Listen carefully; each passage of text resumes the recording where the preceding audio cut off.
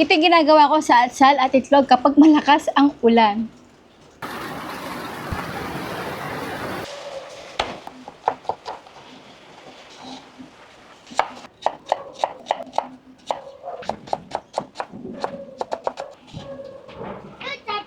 Next, yung ating atsal. Tanggalin natin yung buto. Ikukiblo natin na maliliit.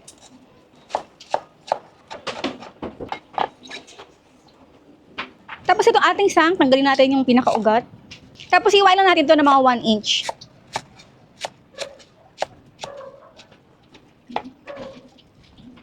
Next, yung ating medium size sa kamatis. At tanggalin natin yung pinaka-top nito.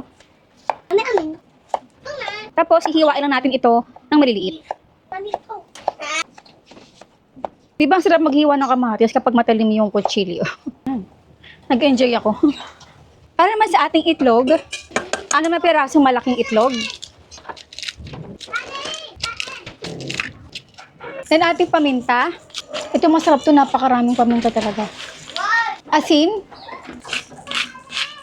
Patis, syempre. Tapos, mix natin.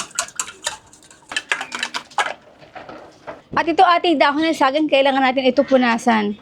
Konting oil, onion, garlic. Ligyan na natin yung ating kamatis. Hihintay lang natin na malanta at maluto at mag-konting absorb yung pinakaliquid na nagagaling dito sa ating kamatis. Maglalagay na muna ako ng paminta. Again, patis. Kapag gumakonti na, ilagay na natin yung ating atsal at yung ating sang. Siguro kalahati lang ito. Yan. Kapag ganito na ang ating kamatis, patayin natin ang ating apoy at hayaan na lumamig. Patayin natin dito yung ating kamatis na niluto at napalamig na. Haluin natin. Lagay pa ako ng konting sang.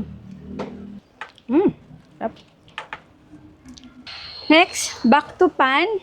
Lagay tayo dito ng konting oil. Ako gusto ko talaga dito yung tosado. Kaya hinahayaan ko na talaga siya na maluto ng ilang minuto. Tapos, check ko yung pinakailalim. Ayun na, tostado na.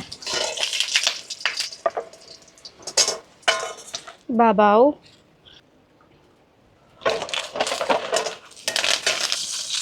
Wow. Tignan nyo kung gaano katosta. Diba? Tanggalin na natin.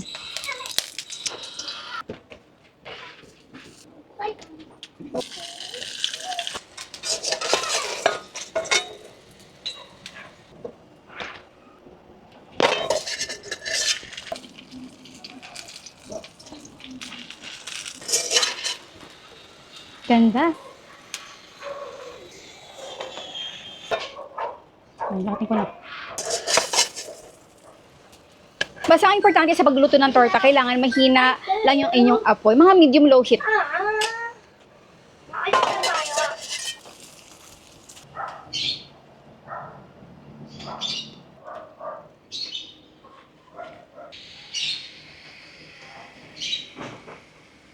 Pagkain ng torta, gusto ko talaga tostado. At the same time, ang sansawa nito is ketchup. Tapos yung kanin ko, hindi bago luto. Gusto ang kanin ito, yung mga bahaw. Yung mga talagang malamig na tapos may tutong sa pinakailalim. The best. Kain po tayo. Sarap. Kamatis talaga. Pinaka-the best. At yung asal. Sabi. Lasa siyang lasa siyang tortang alimasag. Kahit ulang alimasag dito, ang sarap, grabe.